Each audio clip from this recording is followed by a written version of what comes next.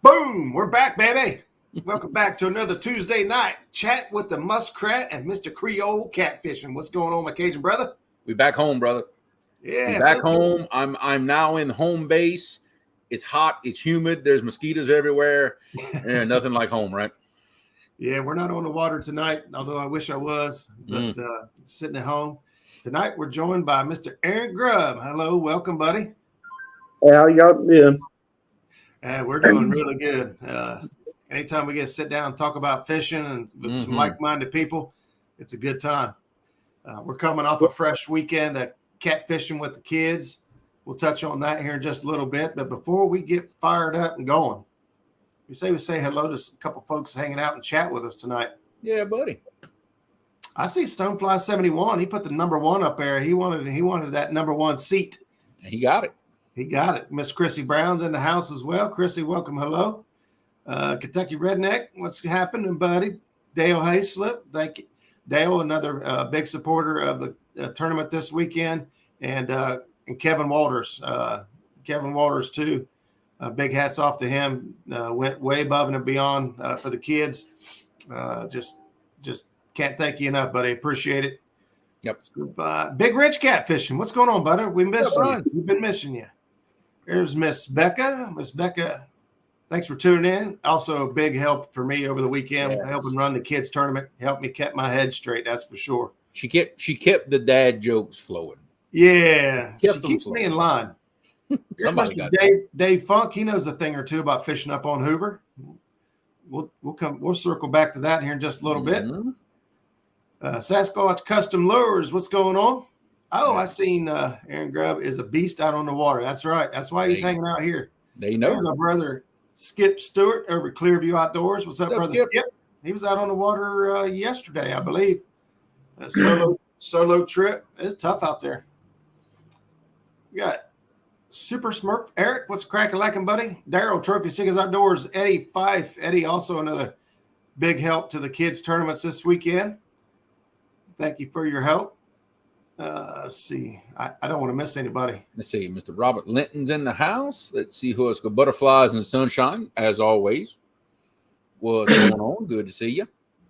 And I believe we might actually be caught up, Roger, believe it or not. But I see Robert Linton in the house. Yep.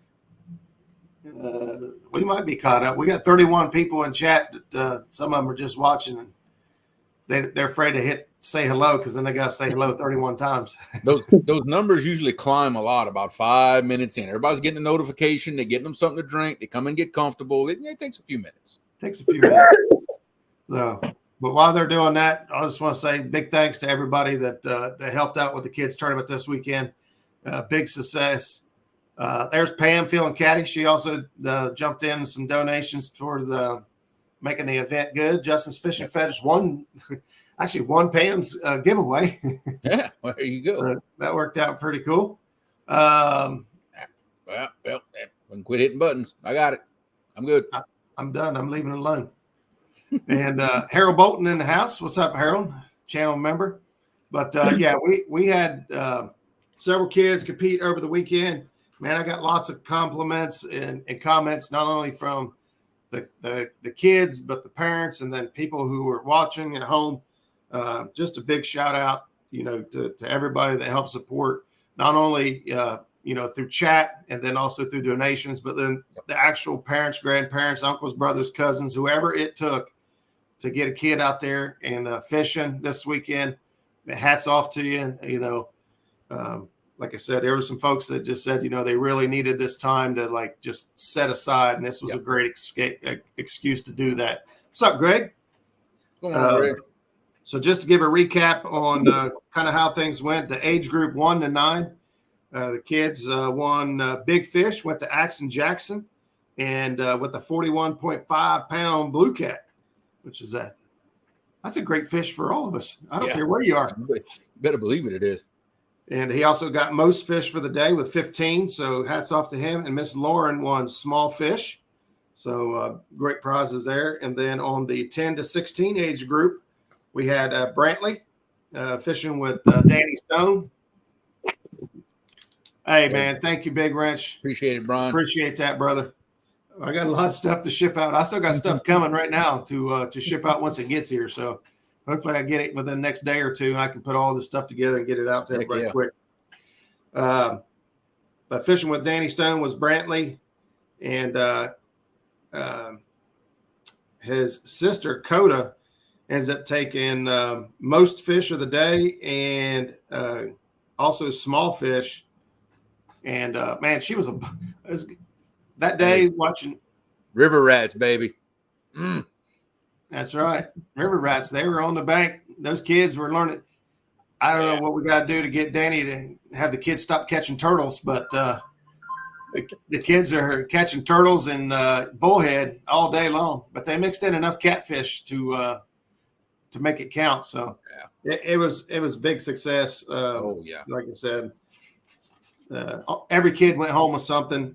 Thank you to Kevin Walters, who kind of stepped in and said, "Hey, every kid that did not win anything, send me their name and address, and I'm gonna hook them up with a $50 gift card to his website." Awesome. So that is amazing. Every kid got to take home something. So I'll quit preaching about that. We're gonna be getting geared up for the next event, which will be in Halloween. Sunfish for Fish. What's going on? Cheers, baby.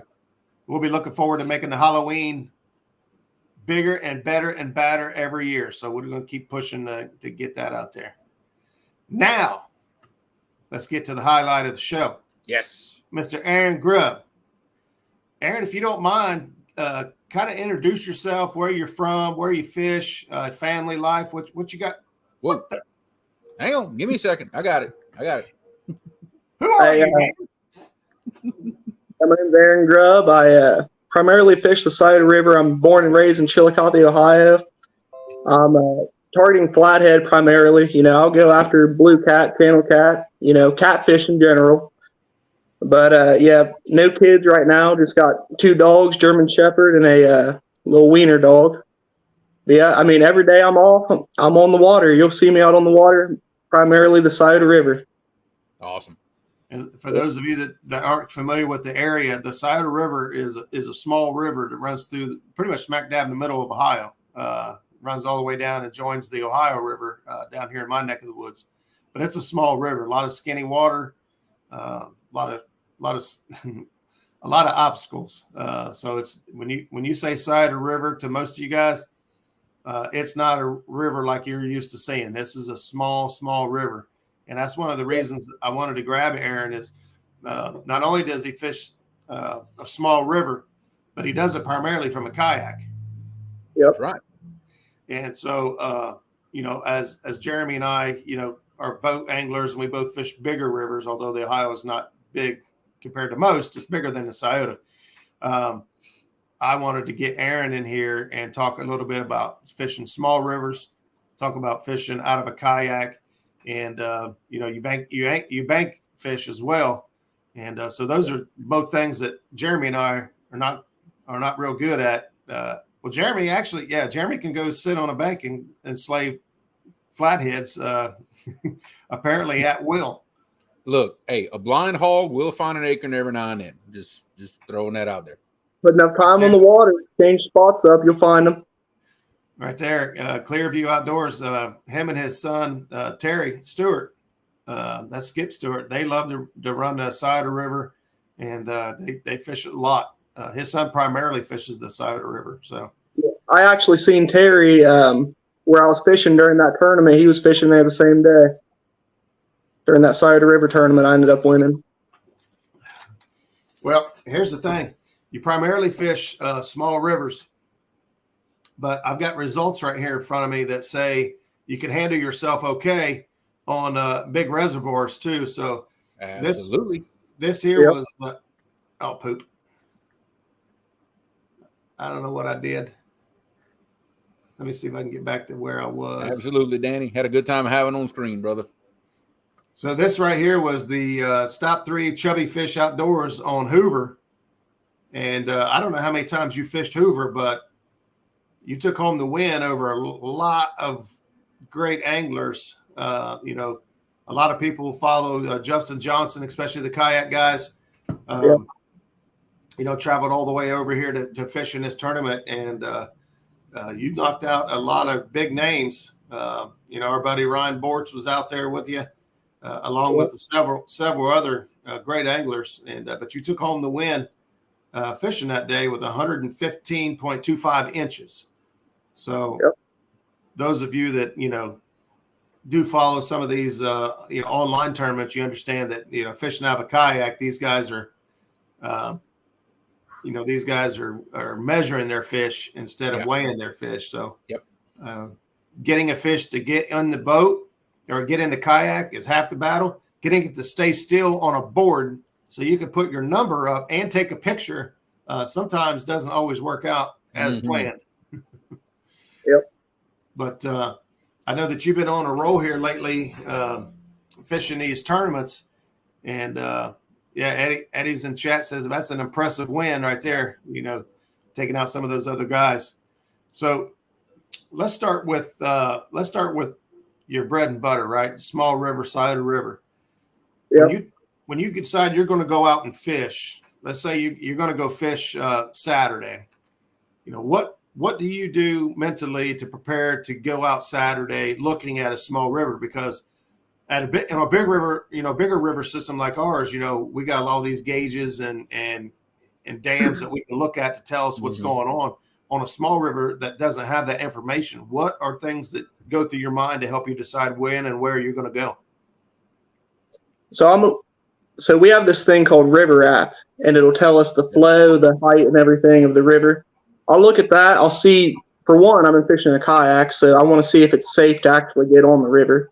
So once I've established that it's safe, if it's high and it's borderline of being safe, I'm going to hit the banks. I'm looking for like bends. I'm looking for kind of shallow water close to deep. You can find an eddy, then you're really going to get on the fish. Eddy, slack water, when you're talking about heavy current like that, and the Scioto, especially when it's up, you get some slack water that's close to deep water where it's eddying right there. You'll get on some fish right there. If it's low, then if it's real low like it is right now, I'm looking for deep holes on bends.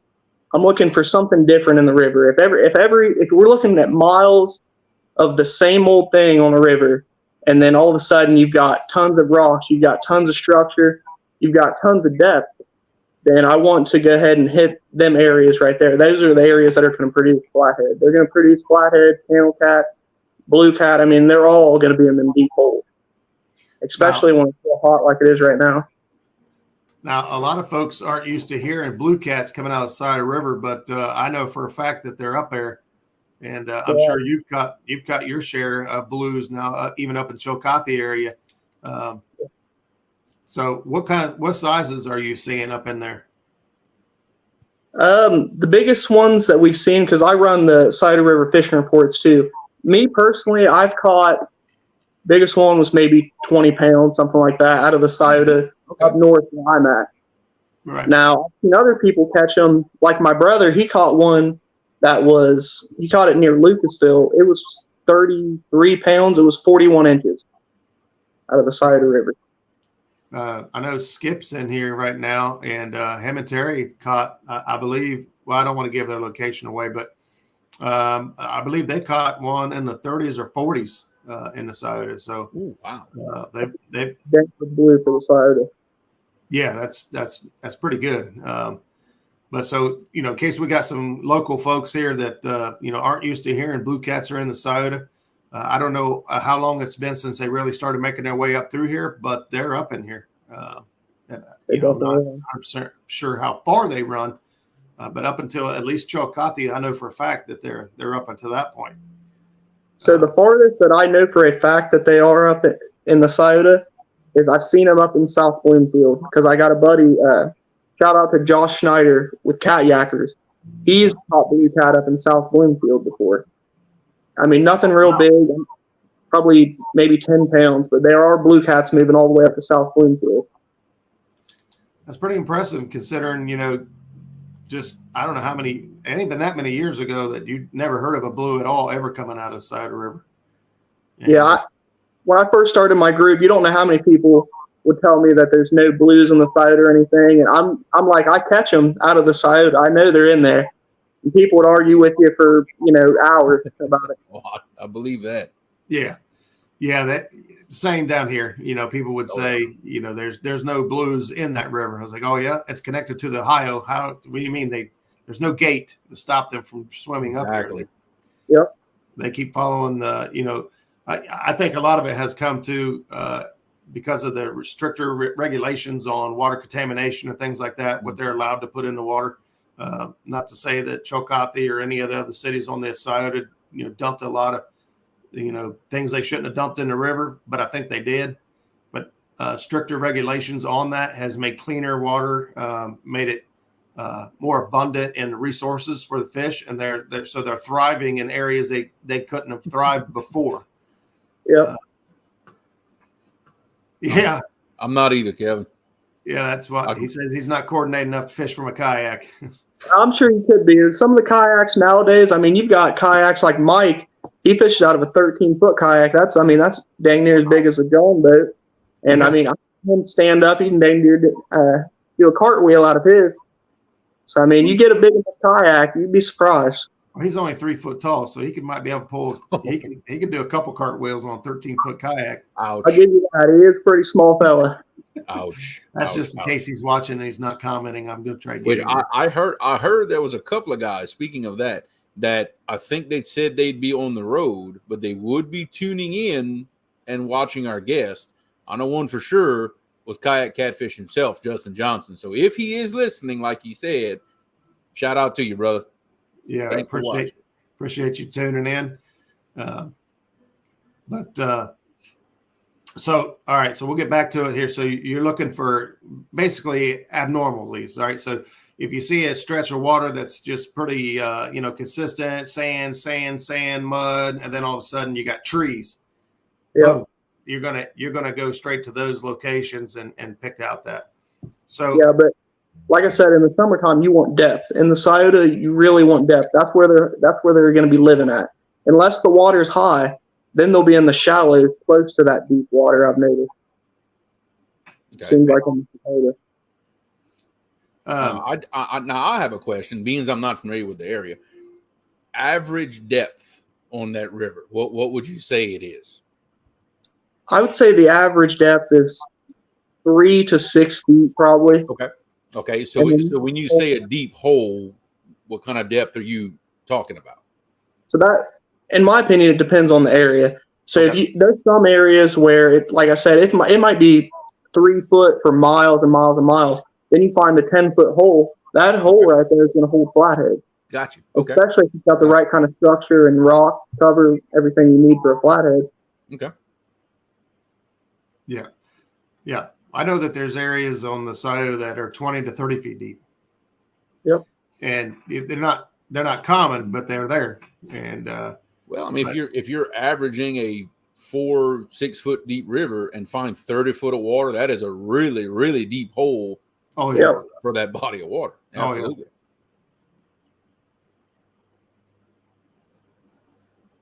Oh, sorry. I was reading chat. Skip saying that Terry was telling him that Aaron was catching blues in the Scioto, and he was saying that they had to be channels. They didn't believe it until I seen the pictures.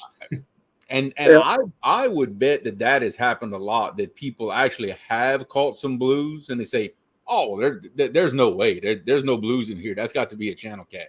Misidentification, which certain times of year is kind of easy if you think about it.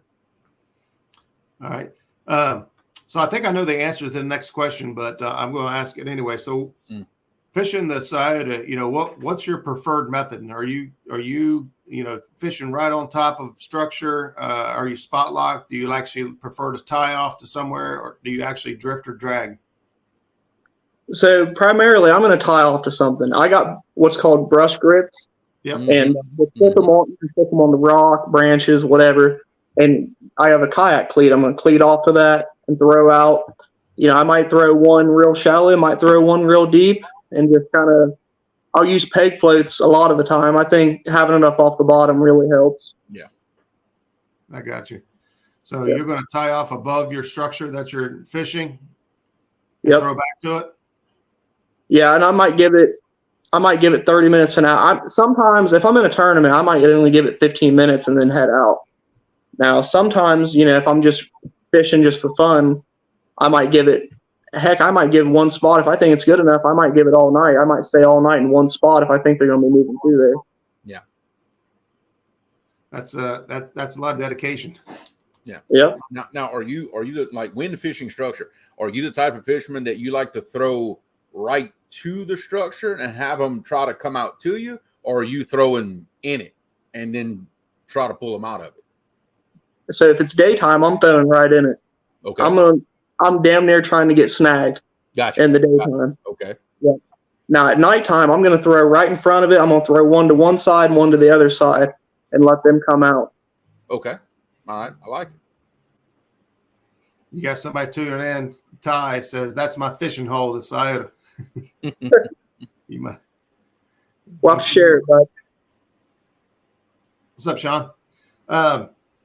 So obviously there's no mapping really involved in the Scioto River. Are you guys, sharing mapping? Are you guys going out and mapping this stuff out yourself, or are you just pretty much, it's all in your head now? You know where shallow, where deep is. So for the longest time, I fished it since 2019 on a kayak. Actually, the first time I ever went on a kayak, I was in a 10-foot sun dolphin. Pure luck, man. I'm telling you, pure luck. I went out there and cut up some shad, threw it out there, and I caught what was my PB up until this year, actually. I caught one that was 42 inches, which was, I don't know, 40-something pound range, something like that. Yeah. But yeah, it was a pretty good experience, man. I'm sorry, what was the original question? I don't know. I was listening to you. I got caught up in that too. We got somebody from Facebook calling you a liar. They're calling you out, saying Aaron knows he's caught more without peg floats in the Scioto than with them. It's got to be somebody you know. Yeah, they didn't allow StreamYard for us to see their name, so they're hiding behind Facebook user for now. Oh yeah, they're laughing about it. So it's somebody you know. Yeah, I'll definitely use both. I'm not gonna lie, but I will always have one out with a peg float because you never know if they're gonna want it up off the bottom. Yeah. So with that being said, what rig are you primarily running? Usually just a regular Carolina rig and a regular peg float. Might have a rattle on it or two. So and I'm really. Yeah, old Uncle knows. That's what old Uncle knows. Oh yeah, that's my uncle. He's a good fisherman. I put him in big fish before. He's got one that was close to 50 pounds too. I got you. So you run a Carolina rig. I would have assumed you was throwing 3-way rigs with the breakaway sinker for snags and stuff. That's what I typically do on flathead, throwing right in structure. I generally throw a 3-way, and if the sinker gets hung, it's gone. I don't care. Yeah, that'd probably be a smart thing to do, but I haven't been doing that. Hey, whatever you're doing, don't change it because it's working. Hey, yeah, exactly. Yeah. You catching fish, it ain't wrong. Yeah, I don't know if you feel the same way or not, but for me, confidence is 50% or probably 90% of fishing. Is you got to believe in what you're doing. Yep, and do it with confidence. And if what you're doing is giving you confidence and it's giving you results, don't listen to me. Exactly. Larry Muse, don't listen to anybody else. Do what's working for you. Yep. Yeah, I think he plays a big role in it because my brother he never uses a float. He only uses Carolina rig. That's all he has confidence in. He catches big fish. He's won a couple of the Scioto River tournaments too. But me personally, we've had a kind of a debate. I really think that the Santee Cooper rig, like the peg float, I think that's probably a better fit for the Scioto most of the time. Sometimes, you got high water and stuff. I'd probably rather use a regular bottom rig. But yeah, confidence plays a key because either way, the fish is hungry enough, it's going to eat it. Yeah. Here's a question from Justin's Fishing Fetish. I know what's the average size sinker that you're using on the Scioto? So bearing not having flood conditions, Yeah. I'm going to use 4 ounce if it's normal conditions. Normal. I got you. Right now, you can probably get away with 1 or 2. Yeah. Yeah, it's we pulled the map up for the Ohio River the other day, and the flow was 0. Ooh. 0. I'm like, what? It's time to drive. It's even slow down here, believe it or not. Already we've slowed way down. So y'all aren't feeding us water anymore. See, that's Here's a great question. This is usually one that starts a debate. But live bait or cut bait? I got my guess because you're in a kayak. That was my next question, actually. Yeah. But so I throw both. I throw cut bait most of the time, though. You know, I'm gonna start out with live. I don't have a lot of confidence in live, really. I'm gonna throw a lot of cut bait because I might start out with live, throw it on there for 2-3 hours till it dives, and then I don't get hit on it. I might get hit by a channel cat or something small, but as soon as I cut it up, man, within 15 minutes it seems like I'm getting on a decent sized fish. They like cut bait in Scioto. And a lot of people, they swear by live bait. A lot of people like live bait. Live bait does work, but I got more confidence in cut bait more than anything, really. I've been catching them on cut carp here lately and cut shad. Big old shad, big carp. Okay. Really? Now, when you say carp, that's a common carp? Yeah, just common carp. If you can get about 2 pounds and chunk it up, I'll use the head. I'll use the body section. Okay. And here lately, they've been hitting on the body section. Huh. So that 40-inch that I caught it during tournament, that was on cut carp. And then the one that I posted to my TikTok video, that was like 36 inches, something like that, 37. That was on cut carp as well. But my big 53.5 pounder I caught recently, that was actually on a big shad. Is what I caught that one on. Cut shad. Nice. I got you. I don't know if you caught that comment. Facebook user came back in and says, I'll say Aaron is probably the most dedicated fisherman you'll meet. He puts the time in on the water, and you can't tell that boy nothing. He's going to find the best way for him to fish no matter what advice you give. Give him a challenge. He won't stop until he figures it out. So that's a huge compliment from whoever said that. I really appreciate that. That may be coming from your uncle. It may be because it says Facebook user again. That may be your uncle. He might felt bad for whatever he said there a minute ago. Well, I appreciate that, man. Hey, Corey, I appreciate that. As Aaron mentioned a minute ago, he does have a TikTok. Aaron doesn't have a YouTube channel yet, but he does have some videos up on TikTok. What's TikTok? And Becca has dropped the link for us. Thank you, Becca, for doing that. There we go. It's his channels or his TikTok. Is it considered a channel?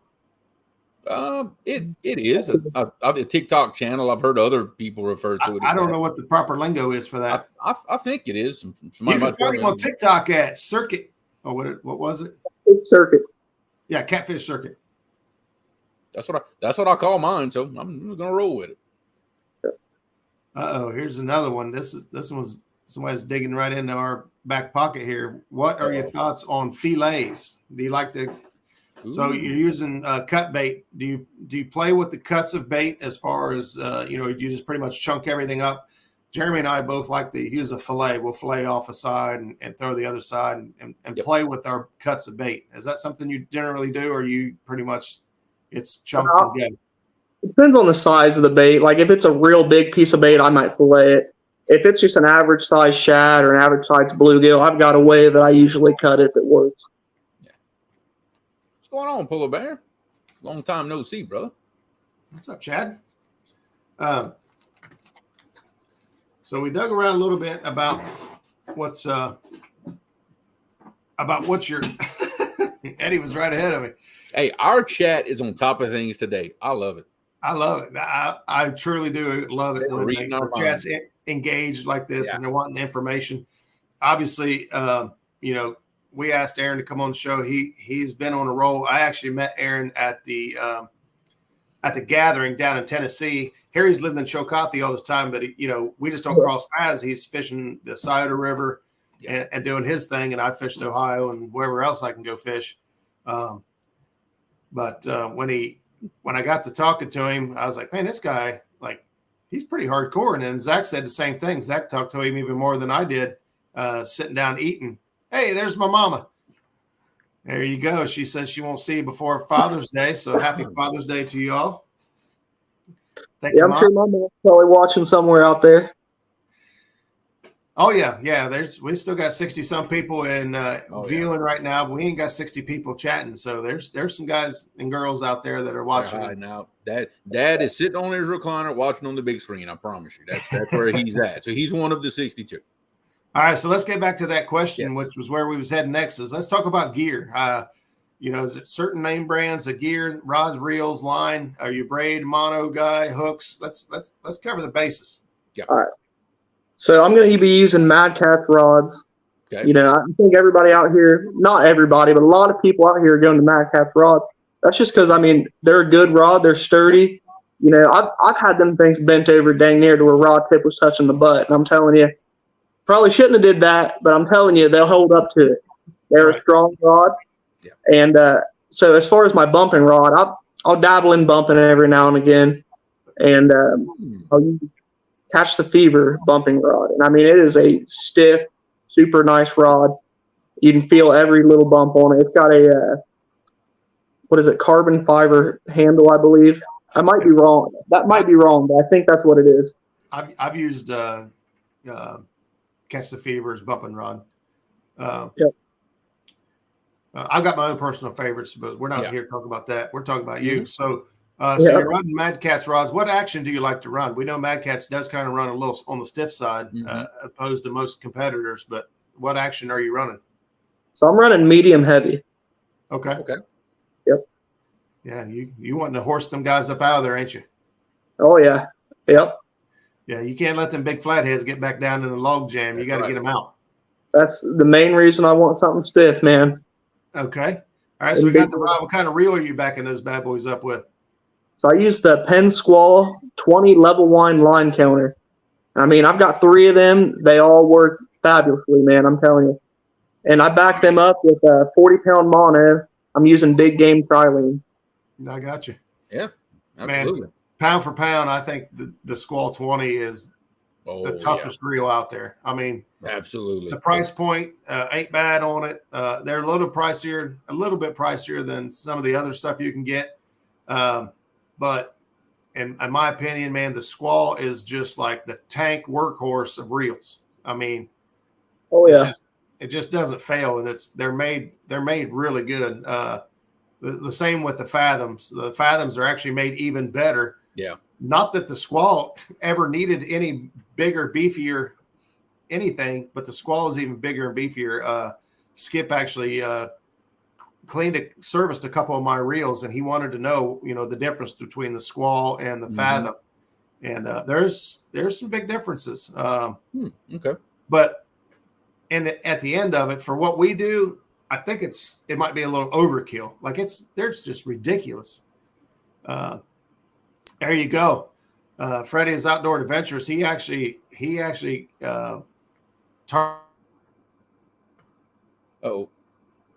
targeted kayak anglers, and he built a short rod. And I don't know how you feel about a short rod, but he's got a 5-footer and a 6-foot rod out there. And I can tell you that I've put my hands on them, and they're pretty sweet. And we know that they can catch some big fish. We've got guys catching 60s and 70s on these 5- and 6-foot rods. They'll handle them. Now, I got a couple buddies that use them. 5-6 rods, and they'll catch big fish on them too. They work just as good. So how do you feel about a shorter rod on a kayak? So I've gotten some other people. Some people say they love to have the short rod on the kayak. For one, it has a short butt on it, so you don't have a lot of rod handle sticking in your kayak. It's got a short handle on it, easy for you to get out and then fight the fish. A shorter rod, something that you have dabbled in, or something you haven't even thought about yet? I personally like the 7.6s because I feel like I can cast them better. I do, like I said, I do bank fishing too, so I want the length. I don't want to have to buy a different rod just to bank fish. Gotcha. So, but as far as the shorter handle goes, yeah, shorter handle is definitely the way to go in a kayak. Because I've got them 7.6 Mad Catz. They're not really meant for a kayak, and they're a little bit longer. They kind of get in the way of things and whatnot. But shorter handle. I think that'd be the way to go. Yeah, Mad Cats does have a longer butt on it than a lot of the other competitors. And that's something I really like. So my personal favorite is the Uncle Lou's rods. And that's one of the features I really like. It does have a long butt on it. And that moves my reel farther up the rod and puts the power, just for leverage. If you're holding on the very end of a rod, the fish has the advantage. He has the leverage. Whereas you move that up and you get your hands higher up on the rod, the leverage starts to tilt back your way. In my opinion, that's just my personal opinion. And then overall, the taller you are, the more comfortable you are with that longer butt, because you're not, when you're taller with a shorter butt section, you find yourself reaching down a little bit for your reel. It's not that comfortable position. So and I have a couple of Mad Cats too, and that same thing. It puts that reel for me right in the sweet spot, right where I like it to be. Yeah. I have no complaints with my Mad Cats, man. I mean, they work fabulously. They'll catch big fish, man. Mm-hmm. Yeah. We were just poking around because Freddie's in here. He owns the Freddie's Outdoor Adventures, company. FOA Customs and Gear. FOA Customs and Gear. Actually, Justin just said I can cast a 6-foot FOA rod just as far as I can a 7.6. So now with Freddie's, his is a carbon blend versus an E-glass rod. Yeah, it's not an E-glass. Thinner profile, lighter. Definitely. Yeah. You can almost bump with those rods. They're so light. I don't have one. Zach's grandson. You put an idea in my head. We'll get to that later.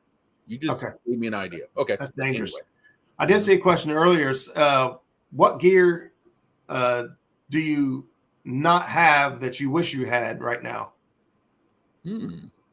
I wish I had a kayak trailer. Right now, I'm just putting it in the back of the truck, and it's the butt, man. I'll tell you. Kayak trailer does sound like a great investment. Yeah, it's in the works, man. Let me win this big tournament we got up in Sandusky, and I'll tell you, I have a kayak trailer the next week. I bet. Yeah, Eddie raises an interesting point. I could be honest with you. It would be a consideration to me if I was a kayak angler, which is the Catfish Sumo Justin Johnson kayak edition, or the Golly Whopper. The Golly Whopper rod Yep. So I'm sure you already know all about it. Oh, that's a super nice rod. Yeah. That appeals to me, and I'm not even going to fish out of a kayak, but I do like that, interchangeable butt on it just for.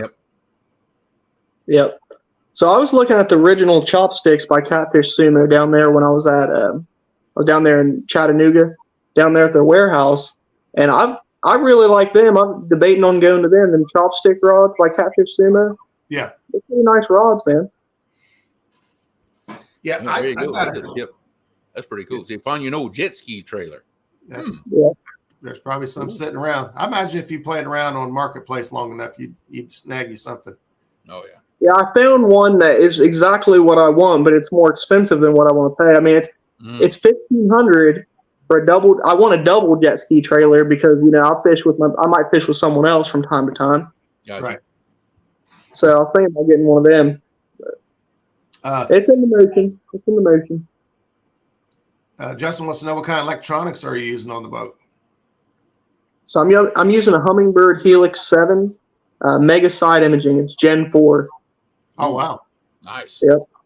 The side imaging on those bad boys is incredible. You can definitely see what you need to see on it. Yeah, I mean, we've gone by tires, and I can almost tell you the size. I mean, that's wow. Yeah, Zach's Helix 12 Mega is just unreal, man. That's crazy. There you go. What has been the scariest moment while out fishing has Aaron encountered? This ought to be a good story. Okay, so it was during tournament. The water was up. It was probably up higher than what I should have really been fishing it safely, but it was during tournament, dedicated, ready to fish, and ready to win. I knew that if I get on that kayak that day, I could find them slack water eddies, I'd win that tournament. Because I knew everyone else would be just resorting, because it's kayak or bank. I knew everyone else would just be bank fishing. Gotcha. So I went out. It was definitely a little higher than what it should have been. I got up against a log jam, that I couldn't get up off of. And I knew I was going to flip before I even got up off of it. The only way to get off of it was to pretty much flip into the water. Oh. So I left myself there. I kind of mentally, prepared for it. Just flip, let everything go in the water. Luckily, I didn't lose much. I lost about 10 pounds worth of lead. And then what else I lose? I lost my phone that I literally just bought the day before. So, yeah. But I lost about half my bait. I had about 20 bluegill. I ended up keeping about 7. Somehow my kayak flipped completely over. First thing I did after I flipped, I immediately, I had my life jacket on, obviously, so I wasn't drowning or anything. So I immediately flipped the kayak back over, and I just started piling stuff as quick as I can grab it back onto my kayak so I wouldn't lose it. Everything that would float. Yeah, that's a scary situation, man. You could have been pinned underwater into that log jam, and you might still be there. I mean, that section of the Scioto River, it was every bit a 3-4 mile an hour current. I mean, it was rolling pretty fast. It might have even been faster than that. I don't know. Ooh, that's I'd imagine that's scary for a kayak. Yes. The Scioto is a mighty warrior, man. That thing it'll turn on you right now. I mean, It just goes from 0 to hold on to your hat. Yeah, that's why everybody that's in our tournament, mandatory, you got to have a life jacket on. I don't care if it's summertime and the water's low. The Scioto, I mean, it is a dangerous place to fish if the conditions, get bad. Because when they get bad, they get real bad. Yeah. That actually leads right into this question that Skip asked back in chat just a minute ago. Hey, before you answer that, I want you to see this comment here. It says, "It's me, Livy. Mom said she's really proud of you and that she loves you. Me and her are watching you right now." That's awesome. Oh, I love you, Livy. I'm glad to hear that. I know how that feeling is when your mom's watching and she says she's proud of you. So I wanted to make sure you saw that. And now we'll get back to this here. Skip wants to know a little bit more about that river app you were talking about, and what is. Actually, I don't know if I want to know what your cutoff is for unsafe conditions after that story. My cutoff probably higher than what it should be really. So I'll use the river app. I'll look at it. So I go off of the cubic feet per second more than I do feet. I think the flow of the river matters more than how high it is. So what I'm looking at is I don't want it above.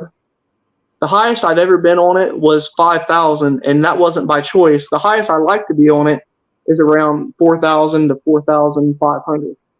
I got on at 4,000, and by the time I got off, it was like 5,050. It was rolling pretty fast. Gotcha. So what's the name of the app again? It's called the River app, or just River app. River app. That's okay. I just thought you were saying I'm just using the River app, and I'm like, well, we need to know what it is. Yeah, it's this River app. It shows the Ohio. It shows every river in the United States. It has the flow.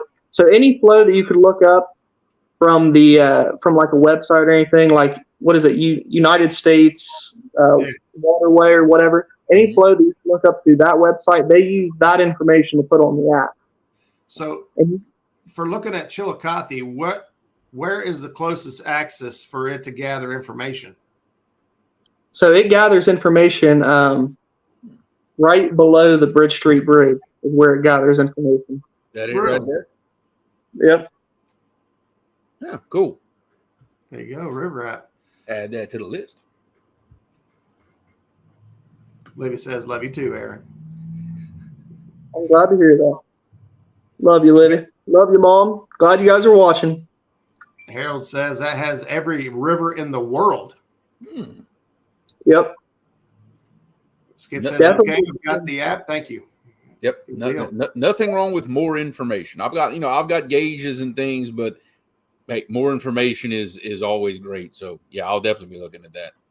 So another app that I want to give people that I don't think a lot of people know about this. It's a very helpful app. It's helped me find many good places to put in. So it's called Go Paddling, and it'll show you kayak. It'll show you boat ramps, kayak put-ins. It'll show you anything like as far as the higher river, any river. It'll show you places that you could actually put in different boat ramps that you'd never find without having that information. So Go Paddling. Go Paddling. Yep, it's a kayak. Reminds me of grade school. I got paddled a lot. And this is great information, for Yeah, those of us that go I'm getting fish this strange stuff bodies now. of water, try to do some research. That's great information to have right there. Yeah, like all up and down the Ohio River, Mississippi River, it'll show you the Scioto. Anywhere, any boat ramp, or anything that's even close to a boat ramp that you could possibly take out at, it'll show you on there. Harold says that the cider right now is running at $21.90. Yeah, that's good fishing right there. That's good fun. Look, he's looking off to the side like, I wonder if I can get out of here. Yeah. Dave Funks tells us, I actually didn't realize this, that the Scioto is actually fed by 4 lakes north of Columbus. And when they're releasing water, it can get crazy down there. So I didn't realize it was, I knew it was, it had a couple contributing factors, but I didn't realize it was fed by 4 different lakes. Yeah. Fishing the Dream, welcome. Thanks for stopping in. And Adventures of Robin, if I missed you earlier, I say thank you. But she's saying this is very helpful. So appreciate you sharing the information. Look, me and Jeremy are both writing stuff down. Oh, yeah. It's no problem. I forgot we had a guest for a second. What is it? What'd you say? Oh, okay. I got caught up reading chat, and I missed what you're saying. Oh, yeah. I just want to help people get on as many fish as they can. I'm in these tournaments.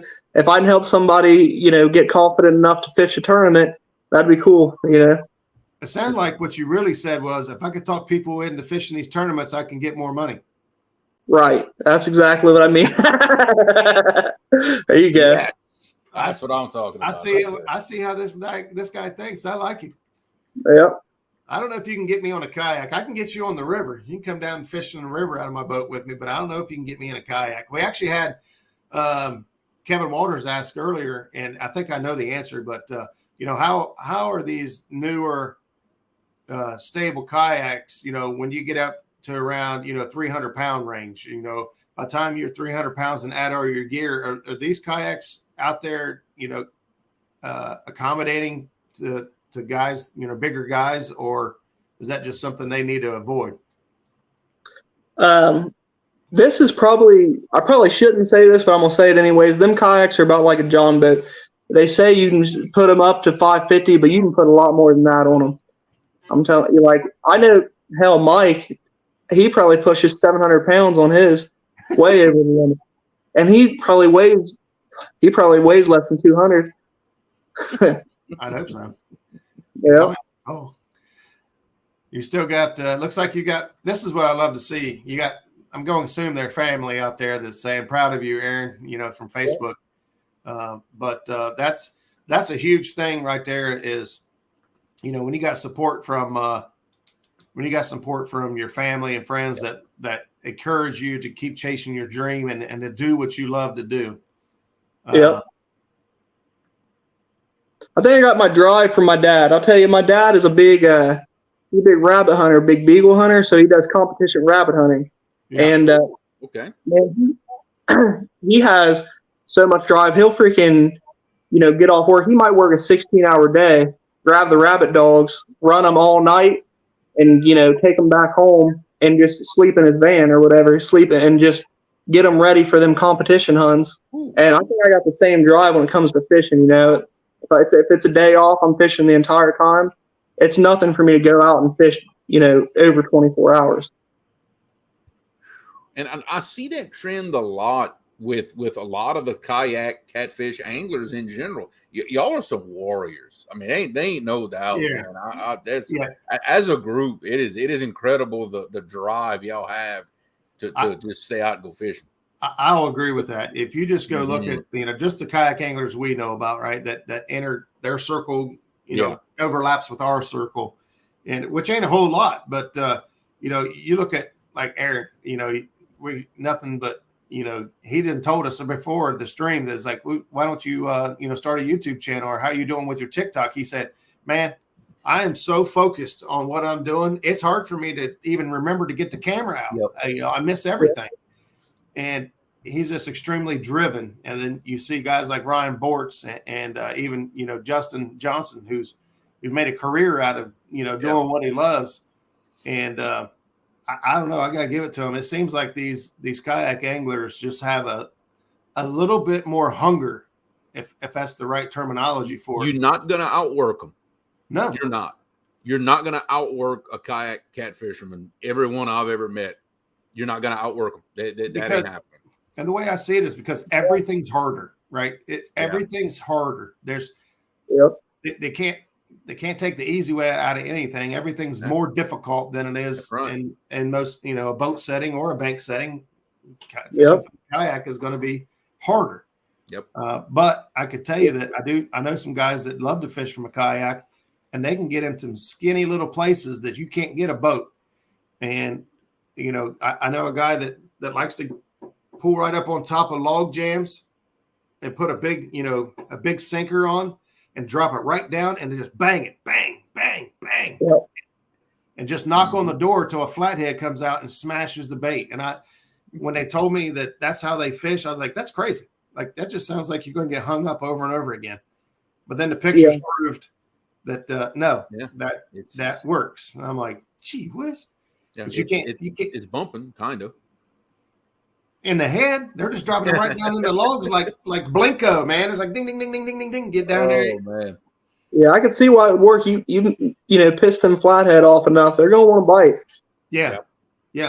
Or just curiosity, which is a lot of what I think rattles do. I don't know that they really ring a fish in. I think they might get the curiosity for them to like, what the heck is that? And then your bait does the rest of the job, right? Yeah. So, my opinion, that's why rattles are effective or can be effective. Is I think they get the fish's curiosity. Yeah. There are fish and predator or prey, like crayfish and everything else that do make noises on the bottom. So those those signals going out and hitting lateral lines, may actually trigger an instinctive bite. I don't know. I wish it did. Yeah, that's why I think rattles with cut bait is a deadly combination anywhere you fish, because you got that, you got that action in. It's like a live bait coming from the rattle with that scent trail coming from the cut bait. You can't beat that. Yeah, I agree. I use mostly line rattles. Every now and then I'll be in a situation where I can use a spook just because of the current we deal with. But I love them. I'm convinced I catch more fish with them than without them. Yeah, I think I do too. Well, as a matter of fact, I know I do. I've tried both ways. Now, what type of rattle is it? Well, that's I don't know. Do a comparison and find out. But I don't know. You got Becca mouthwatering over here. She said rabbit hunting. You got my attention. I love rabbit and dumplings almost as squirrel and dumplings. Who's rabbit hunting out here? Yeah.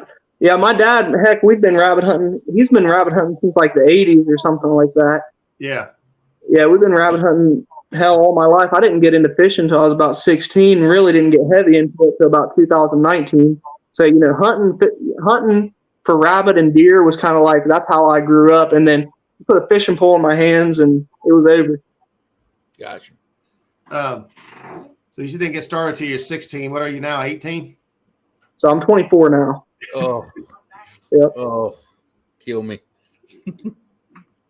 We're old, Roger. My daughter's older than he is. Oh, wow. I have to ride the lawnmower. Okay. I could be your dad. I was so much fun, like a roller coaster. That just got weird. Never mind. Scratch that. Yeah. Yeah. All right. So let's change gears a little bit. So, man, we're almost an hour in already. Holy crap. Time flies when you're having fun, brother. We're having fun. So tell me a little bit about, all right, so, you've got, it sounds like you've got your river fishing down, right? You've got strategies, you've got points of interest, you've got, thresholds on water, you've got all this. And then you go to Hoover, right? Has absolutely nothing in common with what you do and what you like to do. And you're up there dragging baits, and obviously in this situation you pulled out a win. What did you do to change gears, and how did you approach Hoover that day? that you felt made the difference, or is it common? Do you fish Hoover on a normal basis? I don't know. I don't fish it that often. I may fish it about once, twice a month max, and that's a lot for me even really. I've only fished a handful of times, so what I did that day is I came up with a solid plan before I went up there. I figured out a spot. It was about, I don't know, maybe a quarter or a mile little square. Mm-hmm. And I knew that I was wanting to stay in there because, in a kayak, even though I got a trolling motor, I can't run halfway up and down, the reservoir or anything like that. So I looked up a spot, and I started off shallow. I started off in 10 foot of water, dragging. And I was prepared to drag, suspend, whatever I needed to do that day to be able to get on the fish. I was dragging with planer board, started off in 10 foot of water. It seemed like the shallower I went, the more fish I was catching, the bigger the fish they were. So I ended up going to this cove where it was about 6 foot deep, and I was just hitting them in there. But I was looking at spots where I was, my plan was I was going to drag for a little bit, and if it didn't pan out, I was going to go and suspend on a little.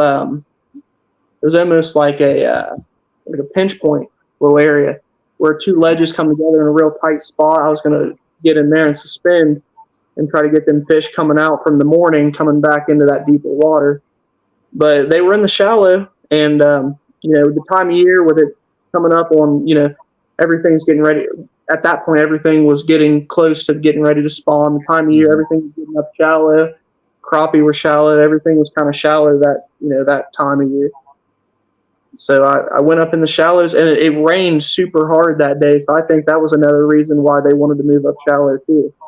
But everything just worked out that day in my favor, and just got lucky, I guess.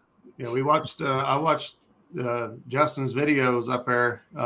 Even pre-fishing on Hoover and catching bait, and then actually, the video he put out day of it. Yeah, it was not great conditions by far, but.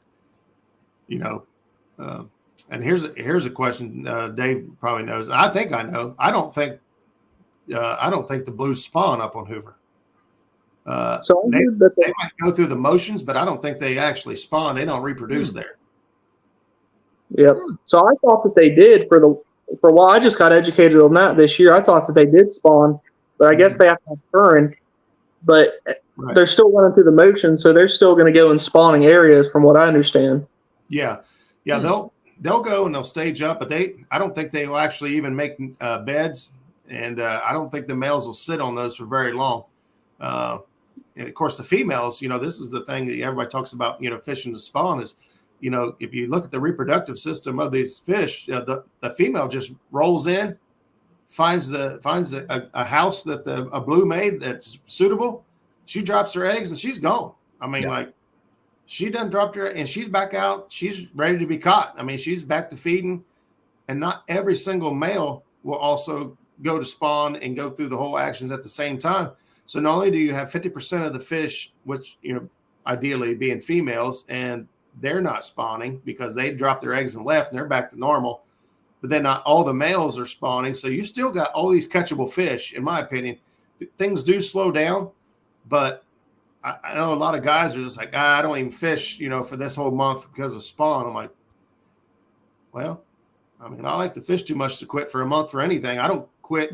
I fish 12 months out of the year. I don't care how cold it is or what's going on. I'm going to fish. I'm the same way, man. Yeah, I'll fish. I don't care if it's spawn or not. There's going to be something biting. I don't think flathead channel blues, they don't all spawn at the same time. So you're going to be able to catch something. You put some bait out there. Yeah. Yep. I agree with that.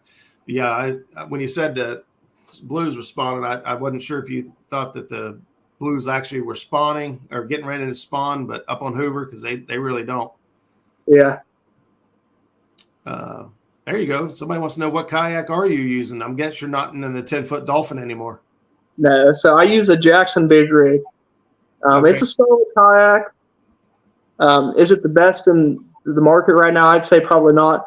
I'd say if you're looking for a brand new kayak and money's not an issue, I would get the New Canoe Unlimited or the Jackson, Jackson Take 2. That's what Mike's running right now.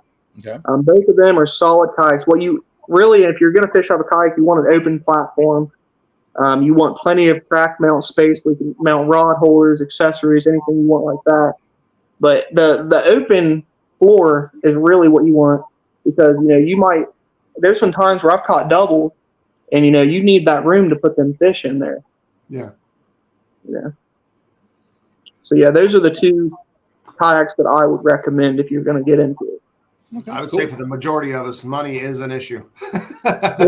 Yeah, definitely. So what about a budget-friendly recommendation? So one that's going to give you, a little bit of everything, maybe not the best of everything, but is also not going to kill you because you still got to rig it out, which is going to hurt. Yeah. So, so me and my brother, he started out with a Lifetime kayak, a 12-foot Lifetime Tumarak, and we caught plenty of fish off of them. He used that. I used the Sun Dolphin. It was a 12-foot Sun Dolphin Boss. It was a decent kayak. It had its flaws, but I still caught plenty of fish off of it too. So those are you can find a brand new one for like $500.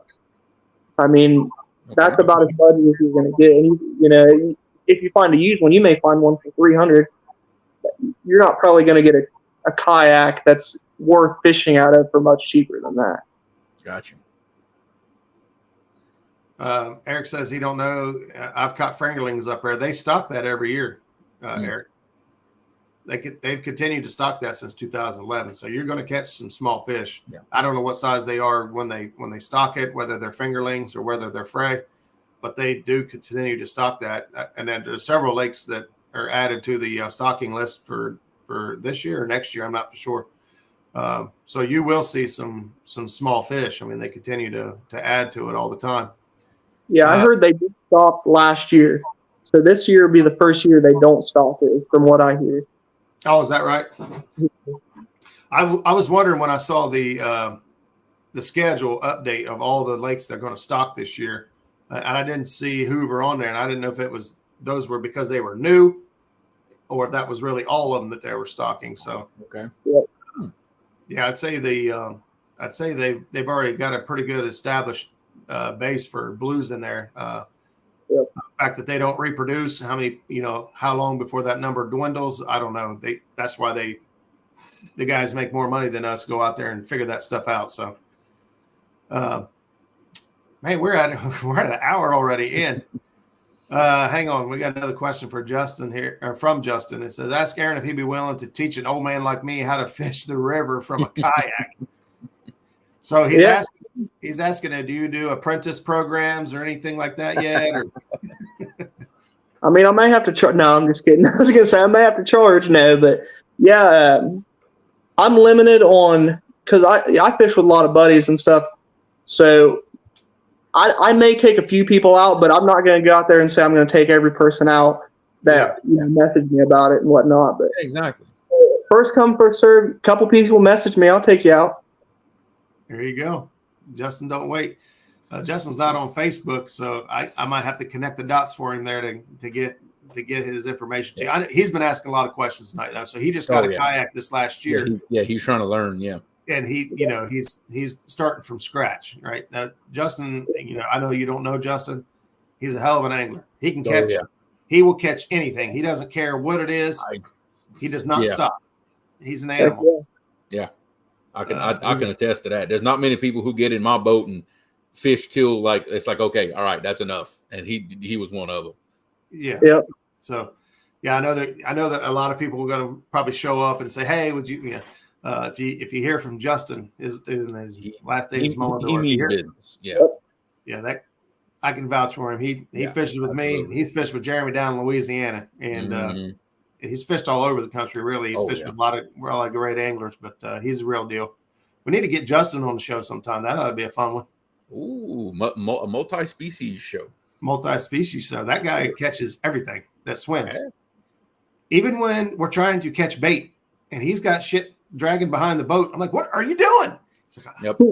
I'm going to try to catch a crappie while we're here. I'm like, dude, I'm trying to. I've never had somebody specifically ask me, hey, can we go snag some Asian carp? Absolutely. Let's go. And he had a blast. He did. Yeah. I wouldn't be the one to think of it, but if someone invited me to go do that, I'd be freaking more than happy. That sounds like Yeah, good see, fun. the difference is we're not used to that yet. Yeah. Now we do have actually up in the Scioto. I don't know how far you come down the Scioto, but at the mouth of the Scioto and onto the Ohio, we have seen Asian carp jump out of the water like you see on TV. When we come up through there, there's a huge shallow flat right as the Scioto dumps into the. It's all sand. And they love that. Flat. They love that. And we tried to motor up to come through there, and the Asian carp, popped out of the water, and we're like, holy crap. Yeah. But and they get big down here, 30, 40 pounds. Yeah. They get big. Yeah, we've had guys catch them in cast nets up here. I know up at I believe it was Shawnee Marina last year, they caught a 60-some pound Asian carp. Ooh. Yeah. A lot of bait. They're done. We do not need that here. We've already got commercial fishing taking out all of our big fish, and now we got Asian carp coming in. And I don't know if it's true. Maybe somebody else does, but they say they eat eggs and they hurt numbers of fish because they eat their eggs. And I don't know. Well, the science says that they're a plankton feeder, just like a shad and many other bait fish. They are out competing the bait fish for their source of food. Therefore, they're, and slowly they just take over because of the reproduction rate and how much they can eat. They're just out competing the shad and, and mullet and other things for food. Eggs, I don't know about all that, but that's what the scientists say. Yeah. Kevin says, have that size carp jump in your boat. I actually did. We actually had, I don't know, these were like 15 pounders, maybe 20 that were jumping into my boat when we went fishing for freedom. We fished the Mississippi up by Keokuk, which you hear a lot of, Tim Scott Epic talk about Keokuk. He basically kind of said, hey, check this area out. The Dead Man's Hole. I'm like, yeah, no, that sounds like a great place to be. Don't fall in, he said. Okay. Yeah. But yeah, we had Asian carp jumping in the boat at that point. We thought it was fun at first. We was like, hey, you see it all everywhere else. And then we realized this is not fun. Get these things out of here. They tear up everything. I'd use them for bait. Yeah. I said they'd be cut up for bait if they jumped in my kayak. They were. They got cut up. Oh, yeah. Heck yeah, man. They are a good bait. Man, that hour went by quick. Does anybody else have any questions? Because honestly, tonight's show has pretty much turned into me and Jeremy hanging out with Aaron and just talking.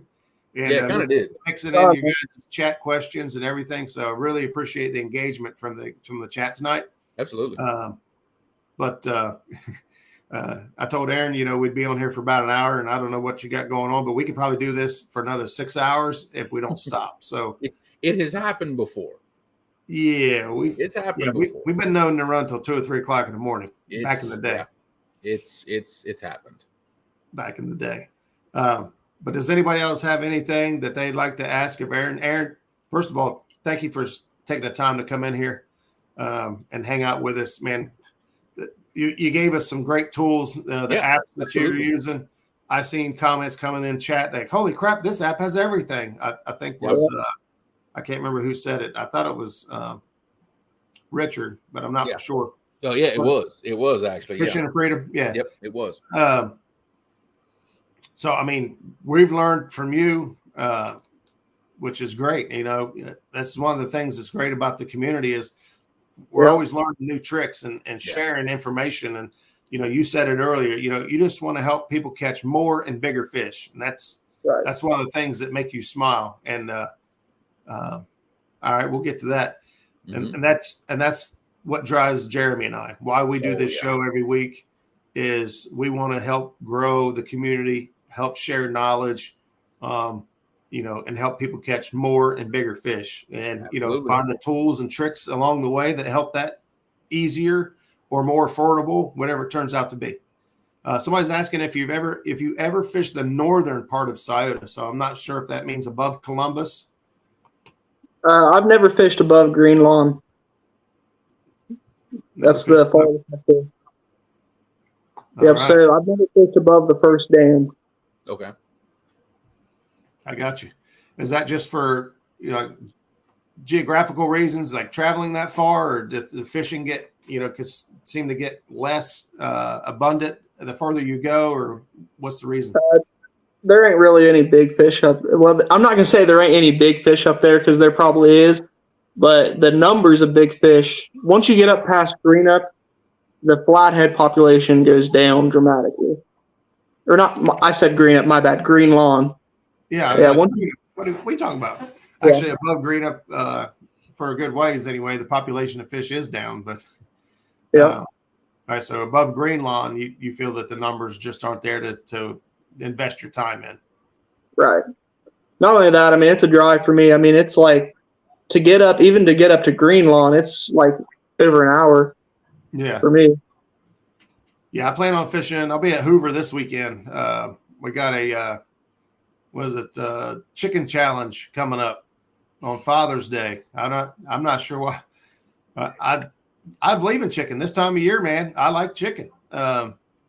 We were catching fish last night that mussel shells were falling out of their rear end as we're trying to hold them up and take pictures. They're pooping out mussel shells. I mean, they are on the mussel beds. And there are mussels in Hoover, by the way. You guys should be pretty good in chicken, man. Yeah, I've actually done really well with chicken up on Hoover, especially this time of year. Will it work this weekend? I don't know. I've only fished Hoover, I think, once this whole year. So, I like Hoover, but even though it's only, it's about 2.5 hour drive for me, which turns into an all day event trying to get up there at sunup and all that. So, but I'll be up there this weekend. Well, if I'm off, I'll be fishing this weekend, but it ain't gonna be for catfish. What you fishing for? You want me to say it? Really? But we're gonna try to garfish again. We didn't get to last weekend, but I might be going after sharks. There you go. It might be. I think it's that time. It's early, but I think it's that time. So Jeremy's got bull shark in his area of the Mississippi. Mm-hmm. He found out last year because something kept cutting his line over and over again, and he finally, I don't know if you went to a steel leader or what you ended up doing, or you just ended up hooking one. Basically, I got mad and I tied on another Carolina rig, but I happened to have some 150-pound leader line. I tied that on, and when we got it to the boat, it was getting dark. When we got it to the boat and it broke the surface, we found out it was a bull shark. There you go. Yeah, we caught 2 that night. Those are the surprises everyone hopes for whenever you're catfishing, man. Yeah. Yeah, no kidding. Well, it's not going to happen around here, I don't think. But you never know. Justin says, when are you ready to hit Hoover? He's ready to go. So if you can't tell, Justin's chomping at the bit over here. He's just slobbering and everything by now, but foaming at the mouth. Yeah. Hey, I'll be down. I'm always down to go fishing. I'm off for the next 2 weeks. I took a little vacation because I'm going up to Sandusky Bay. I don't know. Anybody that's watching, look into it. If you're a kayak fisherman, look into online catfishing tournaments. It's our national trail. Whoa, we lost him. Whoa. The phone might have died or something. I just heard it cut off all of a sudden. Yeah, he just disappeared. Sounds like he was saying anybody. There's a national trail going up to Sandusky, Ohio. I don't remember the dates. Let me see. I'm on his Catfishing Chaos. Okay. Yeah, there you go. I think he's back. Hang on. Yep, there we go. All right, there we go. Got you back. Yeah, I don't know what happened. It happens. But yeah. Anyways, what I was saying is anybody that's watching, if you're a kayak catfisherman, so Sandusky Bay, anybody that doesn't know about the bay, probably one of the better channel catfishing spots in the U.S. Arguably one of the better ones. I mean, multiple fish over 20 pounds, a lot of fish over 10 pounds, and the numbers. And I think Roger talked about it on one of his podcasts, a while back, or not too long ago. But yeah, Sandusky Bay, we're having a tournament up there, and before a single entry for the kayak tournament, it's already up to $7,000 just in sponsor money. Ooh. So $10,000. It'll be the highest paying kayak catfishing tournament in history so far that we know of. Wow. So yeah. What's the dates on that and time? So that's going to be this Sunday, I believe. It's going to be the 18th. So it's going to be $150 entry fee. It'll be from 7 to 3. 7 to 3, $150 entry fee. $150 entry fee, but if you win, depending on how he splits it up, he hasn't really said exactly how he's going to split the money up. It depends on how many anglers we have too and whatnot. But minimum, if you win first place, you're looking at least $4,000. Woo. And that's Sunday, right? So that's the day after the Cabela's, or not Cabela's anymore, but the King Cat boat anglers tournament is up there, and I think they're looking at 150 boats. So that's going to be they're going to get hit hard on Saturday. You may have your work cut out for you on Sunday. Yeah, King Cat's actually sponsoring our event. They're throwing $5,000 in towards our kayak tournament. So what they're wanting to do, I don't know if you heard about this from Mike, but so they're wanting to go hand in hand with us, pretty much have Mike as an employee, and pretty much we're going to run our tournaments off of their King Cat trail. So we're going to hit the same waters they are. Okay. Everything is the potential plan. All right. Justin's asking, is it by weight or length? So what are the stipulations? It's going to be all by length. Yep. So it's all by length. So everywhere else where it's just flatheads and blues that you're primarily targeting, it's a 3-fish limit. Now I might be wrong, but I believe this Sandusky Bay, since it's, you're going to get on so many fish potentially up there, it's a 5-fish limit up there. But yeah, it's by length. Yep. So your best 5 by length. Yep. There you go, Justin. If you need any more information, just let me know. I can talk to Aaron, and I know a couple other people. Actually, no, I don't know anybody else that on the kayak side. So if you need more information, we can put it together for you. Yeah, is there a specific board you need to measure? So I know a lot of them, go to the musky boards or the bunk boards and all that, but do you have to have a certified? Yep. So what you have to have is a musky bumper. So they have a $20 option, which you can get the $20 sticker and you can DIY it, put it on a board, you could put it on something. So they got the $20 option up to what I use is the Fat Boy, which is, I think it's $110 if I'm not mistaken, but it has to be musky bumper. And the reason that is we made a deal with Musky Bumper. They sponsored our event, and our deal was that we would make it to where it's the only legal board to use in our national trail. So it has to be a Musky Bumper. That sounds like a pretty fair trade-off, to be honest. Yeah, it is. Someone's saying y'all need to come to Indian Lake for the 28th annual Catfish Tournament, August 3rd to the 6th. That's 3 days. 3rd, 4th, 5th. That's 4 days. It's 4 days. Yeah, a 4-day long catfish tournament. I want more information on that. That's August 3rd through 6th. I've heard a lot about Indian Lake, to be honest with you.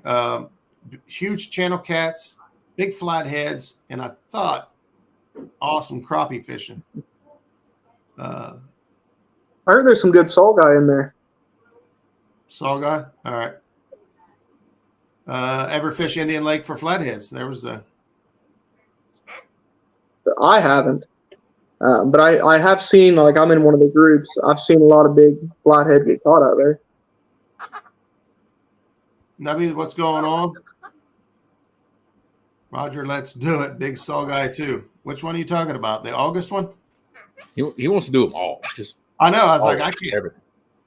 There you go, Jeremy. Yeah, I know. He keeps making noise. He's going to be. You want him for your chicken tournament? I can arrange that. There you go. All poultry or all fowl. Yeah. It's a fowl tournament. Yeah. All right. Well, guys, we're gonna let Aaron get out of here, and we're gonna wrap things up for the night.